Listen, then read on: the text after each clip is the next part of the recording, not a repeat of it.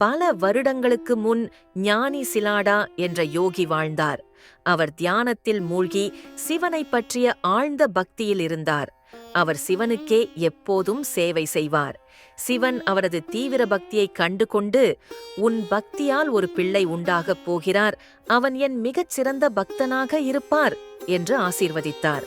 ஒரு நாள் நிலம் உழுகும் போது சிலாடா ஒரு ஒளிரும் குழந்தையாய் மண் உள்புறத்தில் கண்டறியப்பட்டார்.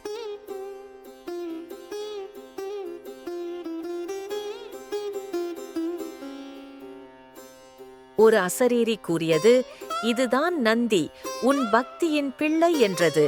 யோகம் நந்தியை வளர்த்தார், புண்ணிய அறிவையும் அறத்தையும் கற்றுத்தந்தார்.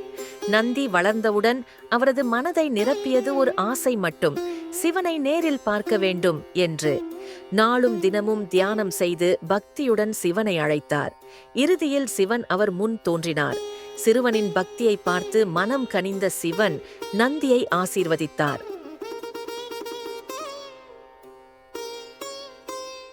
இன்றிலிருந்து நீ என் வாசலில் காவலர், என் வாகனம் மற்றும் நம்பிக்கைக்குரிய துணைவராகிறாய் என்று சிவன் கூறினார்.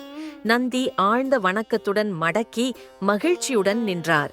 அதிலிருந்து அவர் எப்போதும் கைலாசத்தின் வாசலில் சிவனை எதிர்நோக்கி சேவை செய்ய தயாராக இருப்பார். பக்தர்களும் இதை நம்புகிறார்கள். இன்று கூட நந்தியின் காதில் பிரார்த்தனை சொல்லினால் அது நேரடியாக சிவனுக்குச் செல்வதாக நம்பிக்கை.